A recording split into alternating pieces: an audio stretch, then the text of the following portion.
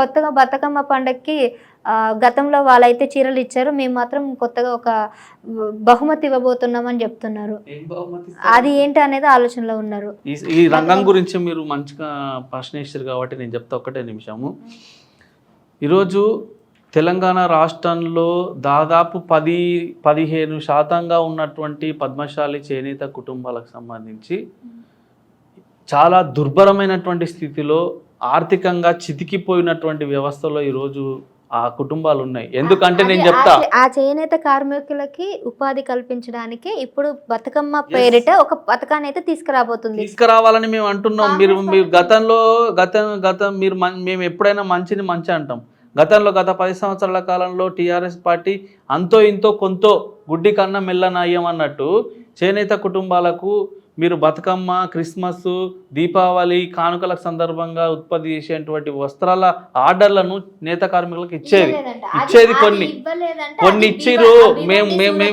మేము సాక్ష్యంగా ఉన్నాం, తీసుకొచ్చిన మెటీరియల్ పీసులు మేము సాక్ష్యంగా ఉన్నాం కదా. నేనేమంటున్నా, సరే అక్కడ స్కామ్ జరిగింది, దాదాపుగా 1000 కోట్ల స్కామ్ జరిగిందని వార్తలు వస్తున్నాయి. స్కామ్ జరిగిందని వాస్తవమే కావచ్చు, అది దర్యాప్తు సంస్థలు చూసుకుని. నేనేమంటున్నా అంటే ఈరోజు తెలంగాణ రాష్ట్రంలో 10-15% ఉన్నటువంటి పద్మశాలి చేనేత కుటుంబాలు ఆర్థికంగా ఛిద్రమై ఉన్నాయి. కరోనా తర్వాత వాళ్ళ జీవితాలు మొత్తం కూడా ఆగమైనాయి. బతుకుల్లో అసలు వెలుగులు లేకుండా పోయినాయి. మొన్న సిరిసిల్ల జిల్లాలో 3 చేనేత కార్మికులు ఆత్మహత్య చేసుకురు. ఎందుకంటే అప్పుల బాధతోని వాళ్ళు ఉత్పత్తి చేసినటువంటి చేనేత బట్టలు ఏవైతున్నాయో అమ్ముడు పోక మొత్తం గుట్టలుగా పేరుకుపోయినాయి. తర్వాత గత 10-12 సంవత్సరాల నుంచి చేనేత సహకార సంఘాలకు ఎన్నికలు జరపలేదు. ఎన్నికలు జరపకపోవడం కారణంగా వీళ్ళు ఆర్డర్లు ఇస్తలేరు. చేనేత సహకార సంఘాలు ఇచ్చిన ఆర్డర్లకు సంబంధించి ఉత్పత్తి చేసినటువంటి 10 కోట్ల రూపాయల చేనేత వస్తువులు ఈరోజు సహకార సంఘాలలో కొనుగోలుకు గురి కాకుండా అక్కడనే గుట్టలుగా పేరుకుపోయి ఉన్నాయి. ప్రభుత్వం వాటిని కొనుగోలు చేయాల్సిన బాధ్యత ఉంది కదా. ఇది కాదు, థ్రిఫ్ట్ ఫండ్ అని ఒకటి ఉంటుంది చేనేత రంగానికి సంబంధించి. అందులో ప్రభుత్వం చేనేత కార్మికులను గుర్తించి వాళ్ళు 1000 రూపాయలు కడితే ప్రభుత్వం కూడా మరో 1000 రూపాయలు ఇచ్చి పిఎఫ్ లెక్క వాళ్ళ పేరిట ఖాతాలో జమ చేసి వాళ్ళకు ఏదైనా ఉపయోగం కోసం అది ఇస్తారు. అది కూడా ఇప్పుడు చేస్తలేదు. చేనేత మిత్ర అని ఒక పథకం పెట్టిరు గతంలో, వాటి ఊసులే. చేనేత బంధు అని పెట్టిరు. అంటే ఒకవేళ నేత కార్మికుల కుటుంబాలు చనిపోతే వాళ్ళకు సేమ్ రైతు చనిపోతే ఎట్లా 5 లక్షల రూపాయలు ఇస్తా అన్నారో, వీళ్ళు ఈ కుటుంబాల్లో కూడా ఆర్థిక సమస్యల కారణంగా ఆ నేత కార్మిక కుటుంబానికి సంబంధించిన పెద్ద ఎవరైనా చనిపోతే 5 లక్షల రూపాయలు ఇస్తామని చెప్పారు. ఇప్పుడు అది కూడా అమలు కావడం లేదు. ఇట్లా ఆర్థికంగా ఈ సామాజిక వర్గాన్ని, ఈ చేనేత రంగాన్ని ఆదుకోవాల్సినటువంటి బాధ్యత ఈ రోజుకి రాష్ట్ర ప్రభుత్వం మీద ఉంది. ఎందుకంటే చెప్తా, అయ్యా మీరు వాళ్ళని ఆదుకోవాల్సిన బాధ్యత ఏంటంటే మొట్టమొదటిగా చేయాల్సింది ఈ గుట్టలుగా పేరుకుపోయిన చేనేత కళాకారులు ఉత్పత్తి చేసినటువంటి వస్తువులను వెంటనే ప్రభుత్వం కొనుగోలు చేసేటువంటి ప్రయత్నం చేయాలి.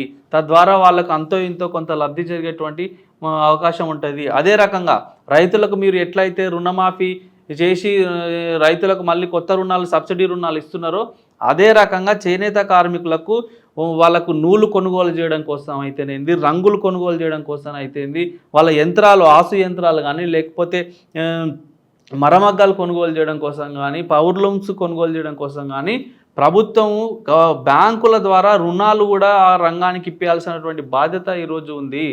సో నేను ఈ సందర్భంగా చెప్పాల్సుకున్న ప్రభుత్వానికి అప్పీల్ చేస్తున్న ఒక భారతీయ జనతా పార్టీ నాయకుడిగా, చేనేత రంగంలో ఆత్మహత్యలను ఆపాల్సినటువంటి బాధ్యత ముమ్మాటికి ప్రభుత్వానిదే.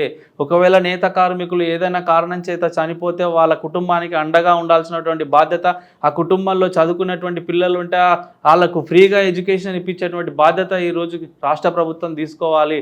ఆ కుటుంబానికి పెద్దన్న పాత్ర వహించి 5 లక్షల రూపాయలు గతంలో ఉంటే దాన్ని ఇంకా 5 లక్షలకు పెంచి 10 లక్షల రూపాయలు ఎవరైనా చేనేత కార్మికుడు ఆత్మహత్య చేసుకుంటే వాళ్ళ కుటుంబాలకు ఇవ్వాల్సినటువంటి బాధ్యత ఈరోజు ప్రభుత్వం మీద ఉంది. వీటి మీద వెంటనే దృష్టి కేంద్రీకరించండి. మేము మొన్ననే గట్టుపల్లి పోయినాం. గట్టుపల్లిలో చేనేత కార్మికులందరూ ఆ మండల కేంద్రంలో నిరాహార దీక్ష కూర్చురు ఉదయం నుంచి సాయంత్రం దాకా. వాళ్ళకి జరుగుతున్నటువంటి అన్యాయాల మీద మేము కూడా పోయి మద్దతు తెలిపి వాళ్ళకు మాట ఇచ్చి రావడం జరిగింది.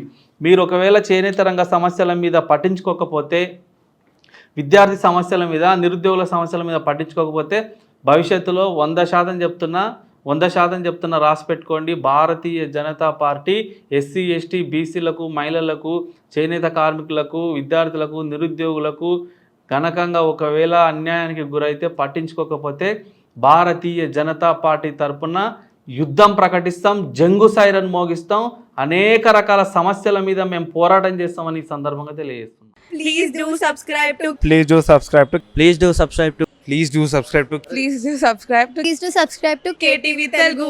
KTV Telugu. KTV Telugu. KTV Telugu. To KTV Telugu. KTV Telugu. Please do subscribe to KTV Telugu.